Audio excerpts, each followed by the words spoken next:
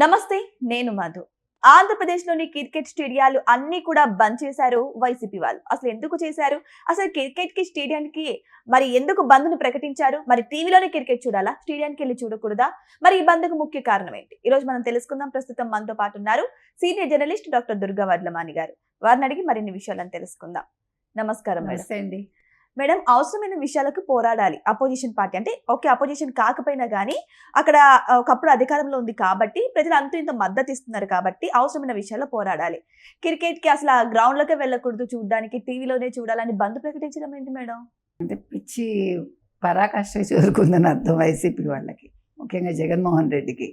అంటే నేను ఇలా అంటున్నాను, మీరేం అనుకోక్కర్లే. బికాస్ ఆయన మరి ఏం మాట్లాడుతున్నాడో, ఏం చేస్తున్నాడో, అసెంబ్లీకి రాడు, నేను ప్యాలెస్లోనే ఉంటానంటాడు, వస్తాడో ప్రెస్ మీట్ పెడతాడు, మంగళవారం వస్తాడు, గురువారం బుధవారం ప్రెస్ మీట్ పెడతాడు, మాయమైపోతాడు. ఈయన మాట్లాడటం ఏంటంటే అసలు ఏంటి అంటే ఇప్పుడు ఎవరికి ఇండివిజువాలిటీ ఉండదా?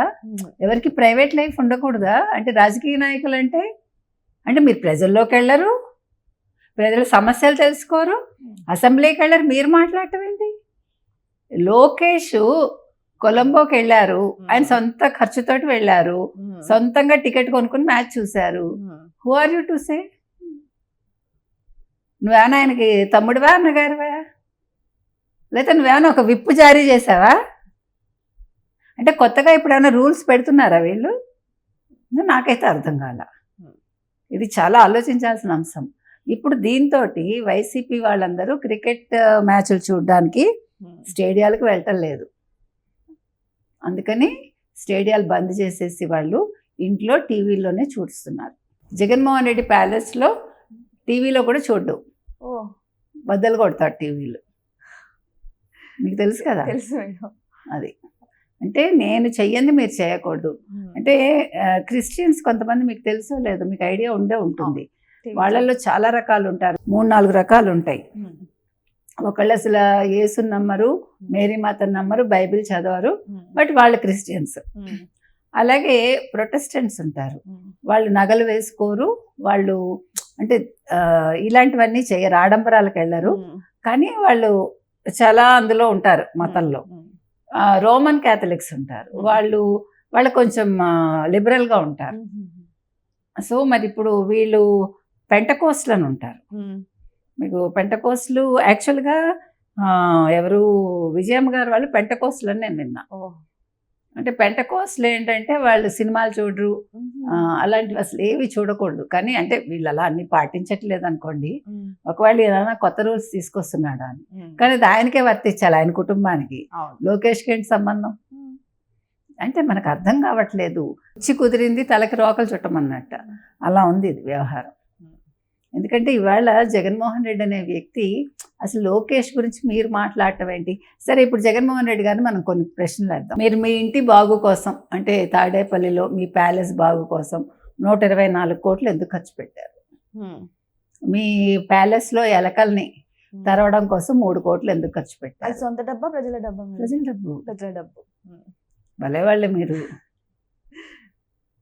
తర్వాత 946 మందో 956 మందో ప్రైవేట్ సెక్యూరిటీ. ఆ డబ్బు ఎవరు కట్టారు? గవర్నమెంటా, మీరా? అంటే మనకు వివరం కావాలి. ఇది కాకుండా మీరు మరి మీ అమ్మాయిలను చూడడానికి లండన్ ఎందుకు వెళ్ళారు ప్రత్యేక విమానంలో? ఆ డబ్బులు ఎవరు ఖర్చు పెట్టారు?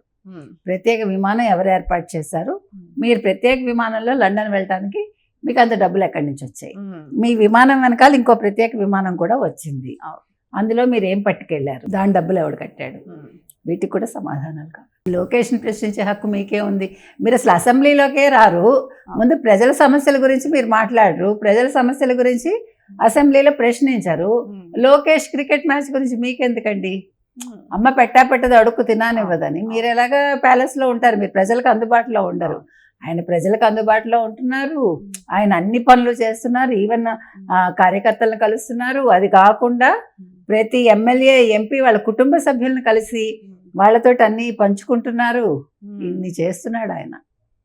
ఆయన ఒక సోషల్ రెస్పాన్సిబిలిటీ తోటి పనిచేస్తున్నాడు. మనకు అసలు సోషల్ అంటేనే తెలియదు, సోషల్ రెస్పాన్సిబిలిటీ ఏం తెలుస్తుంది? అసలు సోషల్గా ఉండడం తెలుసా మనకి? అంటే నాకు తెలియదు, నేను చూడలేదు. అంటే మనందరం జగన్మోహన్ రెడ్డి గురించి 2019లో చాలా గొప్పగా ఊహించుకున్నాం. అవును. పోలే రాజశేఖర రెడ్డి గారి కొడుకు ఈయన ఏదో చాలా బ్రహ్మాండంగా చేస్తారు, బ్రహ్మాండం బద్దలైపోతుంది ఆంధ్రప్రదేశ్లో అనుకుంటే టీవీలు బద్దలవుతున్నాయి ఇప్పుడు.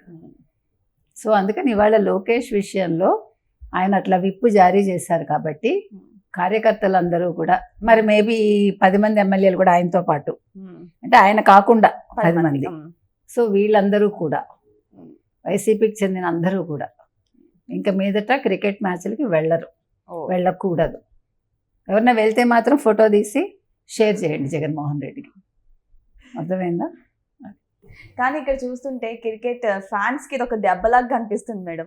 ఆల్రెడీ చెప్పారు, క్లారిటీ ఇచ్చారు లోకేష్ గారు, నా దుడ్లతో నేను పోయాను, నా దుడ్లతో నేను టికెట్ నా కొనుక్కున్నాను, దుడ్డేనప్పా, నా దుడ్డుతోటే వెళ్ళానప్పా అని చెప్పాడు ఆయన. చెప్పారు. అంటే ఆయన దుడ్డు అంటే అర్థమై ఉండదు. డబ్బులు అంటే ఇద్దరు రాయలసీమే కదా మేడం, తెలిసే ఉంటుంది. ఆయన చిత్తూరు, ఈయన రాయలసీమ, కడప. కడప కదా, కడప యాస వేరు, చిత్తూరు యాస వేరు. ఏమో మరి, అంటే అర్థం కానట్టుంటే గొడవ ఉండదు కదా. అవును.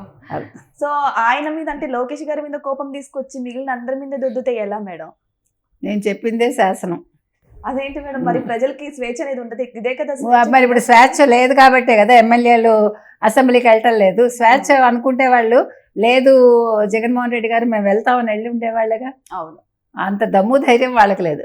నాయకుడికే దమ్ము ధైర్యం లేకపోతే వాళ్ళకి ఎక్కడ ఉంది? అయితే మరి ఇప్పుడు జగన్మోహన్ రెడ్డి గారి మాటలు కాదని వైసీపీలో ఎవరు ఏం చేయరు, ఆయన మాటని తూచ తప్పకుండా పాటిస్తున్నారు. అలాగే అనుకుందాం, మనకు తెలియదు. అసెంబ్లీలో బొత్స గారు ప్రతిపక్ష పాత్ర పోషిస్తున్నారు, ఆయన నిజంగా ప్రశ్నిస్తున్నారని చెప్పొచ్చు మేడం, అనకూడదు కానీ ఇప్పుడు ఆయన మీద కూడా మరి ఇప్పుడు ఫైర్ అయ్యే అవకాశాలు ఉన్నాయంటారా?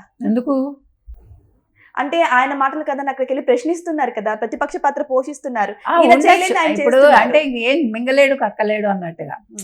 ఇప్పుడు బొత్సాకి అక్కడ హోదా ఉంది మండలిలో, ఈయనకి హోదా లేదు. ఇప్పుడు అందుకే ఆయన హోదా కోసం పోరాడటం, మీకు అర్థమవుతుందా? సగం బొత్స కోసం పోరాడుతున్నాడు, సగం ఆయన కోసం పోరాడుతున్నాడు. అంటే బొత్స నేను చేయలేడు కదా, అది అన్నమాట.